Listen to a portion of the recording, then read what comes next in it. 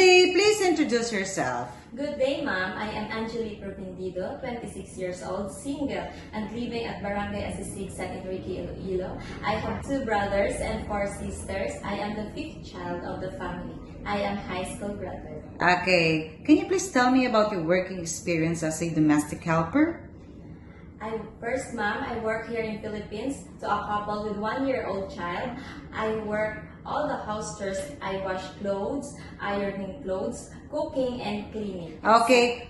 For how many years in the Philippines? 2 years, ma'am. Okay. Can you please tell me how many family members are there in the Philippines? They are 3, ma'am, a couple, and 1 child.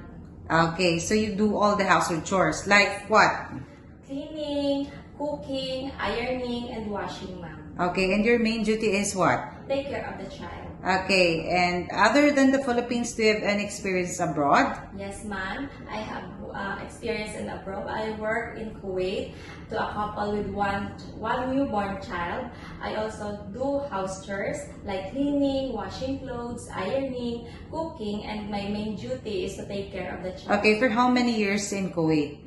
1 year and 7 months, ma'am. Okay, why did you not finish your contract in Kuwait? I didn't finish my contract in Kuwait, ma'am, because my employers are migrated at the other country. Okay, how would you describe yourself?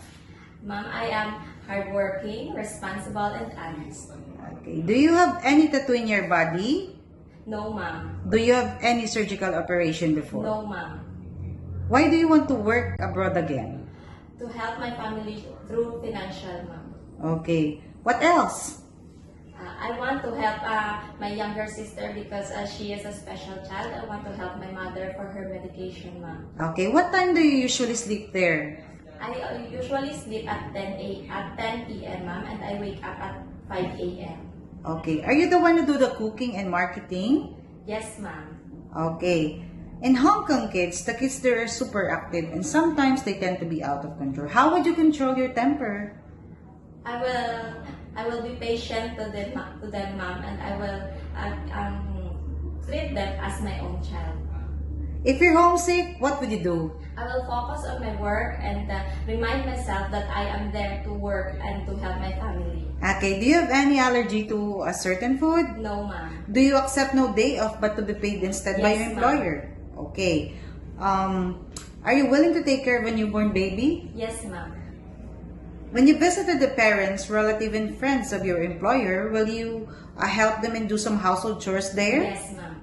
Can you promise not to lend money in Hong Kong? I promise, yes, ma'am. Okay. Are you scared of dogs and cats? No, ma'am. Are you willing to share a room with the kids? Yes, ma'am. Okay. What will you do if the baby is sick? I will check the temperature, ma'am, and I will tell to my employer.